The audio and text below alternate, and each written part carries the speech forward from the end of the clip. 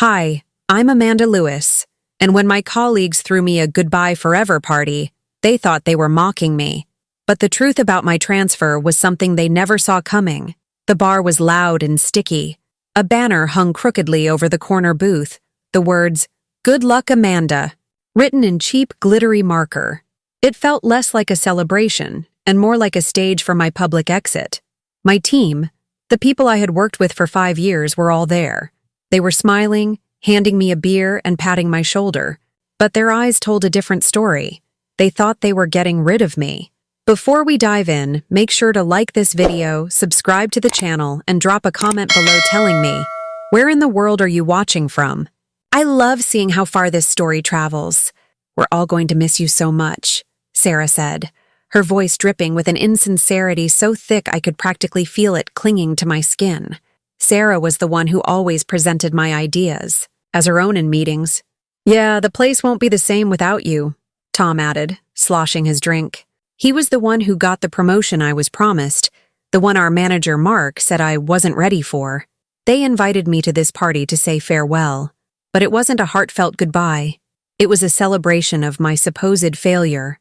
The air was filled with inside jokes I was suddenly on the outside of, backhanded compliments that felt like small paper cuts, and quiet whispers that stopped the moment I looked over. They treated my transfer like a demotion, a final, embarrassing shuffle out the door. I let them. I smiled, nodded, and held my glass, a silent observer at my own execution. After about an hour of forced pleasantries, my manager, Mark, stood up and tapped his glass with a fork. The chatter died down. Every eye in the room turned to him, then to me. His face was flushed with cheap beer and a sense of victory. "I'd like to make a toast," he announced, raising his glass. "To Amanda." He paused for dramatic effect, a smug grin playing on his lips. I could feel the heat rising in my cheeks, but I kept my expression neutral. I knew what was coming. He lived for moments like this, small displays of power to remind everyone who was in charge. "She's been a dedicated member of our team," he continued, drawing out the word dedicated as if it meant boring. "And while we're sad to see her go, we're all so thrilled she's finally moving on to something." He looked around the room, making eye contact with his favorites. "Something smaller." The room erupted in laughter. It wasn't a kind, gentle laugh. It was sharp and cruel. It was the sound of a pack confirming its hierarchy. They were laughing at the idea of me in a small, unimportant office somewhere, doing a small, unimportant job. They were laughing because they thought they had won. I smiled politely. I even raised my own glass. My heart was heavy, a stone in my chest, but my mind was perfectly calm. I had a secret they couldn't even begin to guess. As their laughter echoed off the cheap wood paneling of the bar, I held on to that secret. It was my shield. They had no idea I was the one who was about to be in charge of them all. This party wasn't a surprise. It was just the final public chapter in a long story of humiliation. For 5 years, I had been the quiet workhorse of the department, was the one who came in early and stayed late. I was the one who fixed the mistakes, ran the numbers, and put together the reports that made everyone else look good. And for 5 years, I was systematically undermined. I remembered the Apex project. 2 years ago, I had spent 3 months on it, working weekends, buried in spreadsheets and market analysis until my eyes burned. I built the entire strategy from the ground up. The night before the presentation, I sent the final deck to Mark and Sarah. The next morning, they presented it to the executive board as their own. My name was mentioned once in passing on the last slide, with assistance from Amanda Lewis. I sat in the back of the room and watched them take the credit, my voice caught in my throat. When I tried to speak to Mark about it later, he just shrugged. "It was a team effort, Amanda. Don't be a poor sport." Then there was the senior analyst promotion I was promised. I had more experience and better performance metrics than anyone on the team. I was the obvious choice. But Mark gave it to Tom. His reasoning was vague and insulting. "Tom has more leadership presence," he'd told me in my performance review. "You're a great support player, but you need to be more visible." What he meant was that Tom went for drinks with him after work, and I went home to finish the work Tom had left behind. My contributions were constantly brushed aside. My ideas were ignored in meetings, only to be praised when a man repeated them 5 minutes later. I was asked to order lunch, take notes, and plan the office Christmas party, tasks that were never assigned to my male colleagues. Each incident was a small cut, but 5 years of them had left me covered in scars. This party, this final cruel joke, was just them pouring salt on the wounds. They thought it was their last chance to remind me of my place. I took a small sip of my warm beer and looked at the faces around me. They were all smiling, caught up in the shared joke of my departure. They saw me as the quiet, meek woman in the corner who never fought back. They mistook my patience for weakness. They mistook my silence for acceptance. I sat there, letting the noise of their celebration wash over me, and I remembered the cost of my dedication. I remembered the nights I spent in the office, the fluorescent lights humming above me, long after everyone else had gone home. I ate dinner from a takeout container at my desk while I double-checked the numbers for a report Mark would barely glance at before putting his name on it. I remembered the family events I missed, the friendships that faded, all because I believed that if I just worked hard enough, if I was just good enough, my efforts would eventually be recognized. I was wrong. My dedication was invisible to them. They didn't see the sacrifices. They only saw the result, a well-oiled machine that made their jobs easier. They took, and they never once stopped to acknowledge the person who was giving everything. But my work hadn't been entirely invisible. It turned out, the people who really mattered were watching. Not the managers in our little branch, but the executives at headquarters. They saw the detailed reports. They saw the flawless data. They saw the successful project outcomes. They just didn't see Mark's or Sarah's names. They saw the small signature at the bottom of the raw data files, the one I was required to put there for internal tracking. They saw my name, and they started asking questions. 2 months ago, I received an email. It was from Robert Harrison, the Vice President of Operations at our corporate headquarters in Chicago. The subject line was simple: quick chat. My heart pounded as I walked into the small private conference room to take the call. I thought I was in trouble. Amanda, Mr. Harrison's voice was calm and professional. I've been reviewing the quarterly performance reports from your branch for the past 2 years. The data analysis is exceptional, the most thorough I've seen in the entire company. I was speechless. Thank you, sir.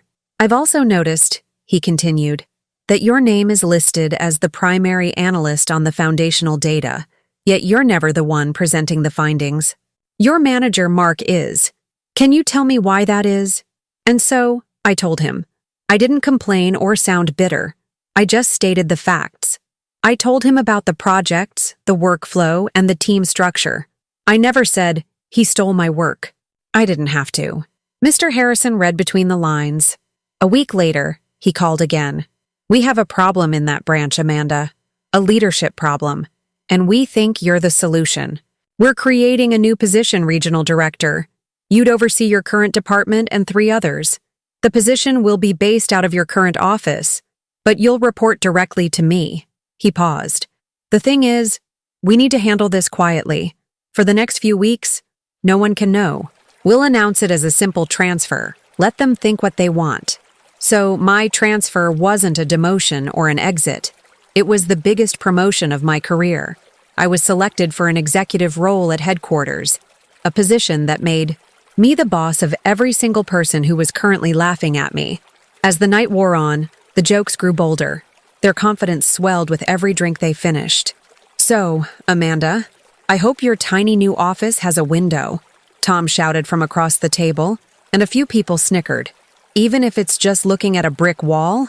Don't be mean, Tom. Sarah chimed in with a fake pout. She'll be in charge of a whole new team. I'm sure all one of them will respect her. More laughter. I just smiled. I let them have their moment.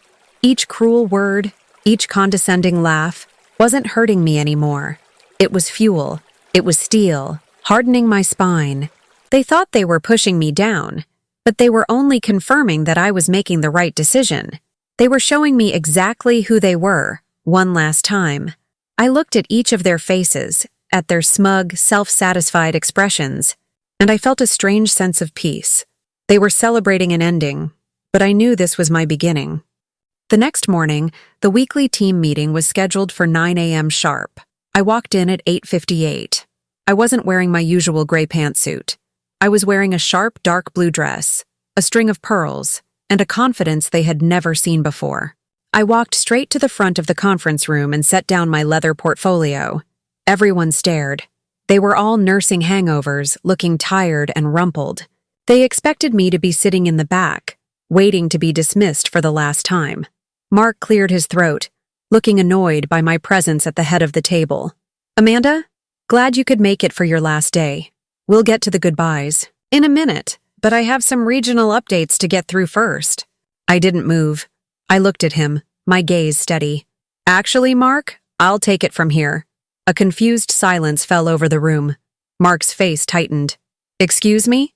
I turned my attention to the rest of the team. My voice was calm, clear, and carried to every corner of the room. There was no anger in it, only authority. "Good morning, everyone," I began. "As some of you know, my transfer was effective as of this morning. What you weren't aware of were the details." I paused, letting the suspense build. "Corporate has restructured the regional leadership. As of today, I will be your new regional director. I'll be overseeing this department, as well as sales, client relations, and logistics. I look forward to working with all of you, from above." The silence that followed was absolute. It was so complete I could hear the faint buzz of the overhead projector. Faces went pale. Tom, who had been slouched in his chair, sat up so fast he nearly fell over. His mouth was hanging slightly open. Sarah's perfectly applied makeup couldn't hide the blood draining from her face. She looked like she'd seen a ghost.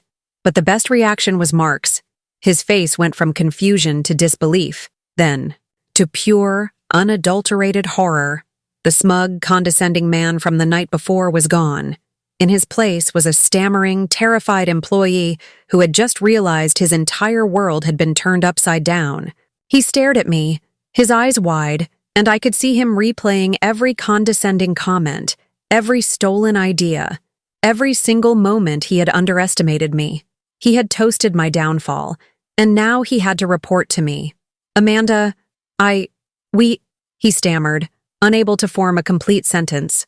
"I don't understand." "You don't have to understand, Mark," I said calmly. "You just have to do your job, and from now on, you'll be doing it for me." The rest of the day was a blur of frantic, hollow apologies.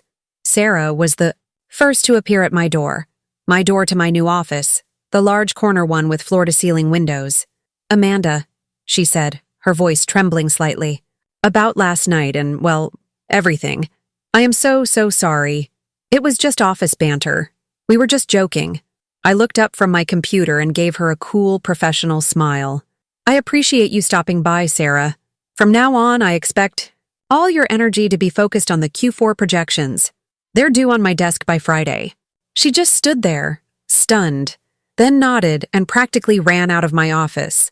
Tom sent a long, rambling email full of excuses. Mark tried to schedule a one-on-one to clear the air. I accepted the meeting, but I kept it strictly professional. I laid out my expectations for his department, my department now, and the new reporting structure. There was no yelling, no bitterness. I didn't need it. My new position was statement enough. During a team meeting later that week, I addressed them all one last time on the matter. "I know the transition has been a surprise," I said, my voice even. "The past is the past, but let's be clear. Respect isn't given in speeches or apologies. It's shown in actions. It's shown in work ethic and integrity. Let's see yours going forward." My words hung heavy in the room. There were no more jokes. There were no more whispers. There was only work. I leaned back in my new leather chair. It was larger than any of theirs combined, and it looked out over the entire city. For a moment, I allowed myself a small private smile. They thought the party was my ending. They thought they were writing me out of the story, but they had only set the stage for my rise. My victory wasn't about revenge. It was about reclaiming my own narrative. It was about the quiet, persistent work finally speaking for itself. And from up here, the view was incredible.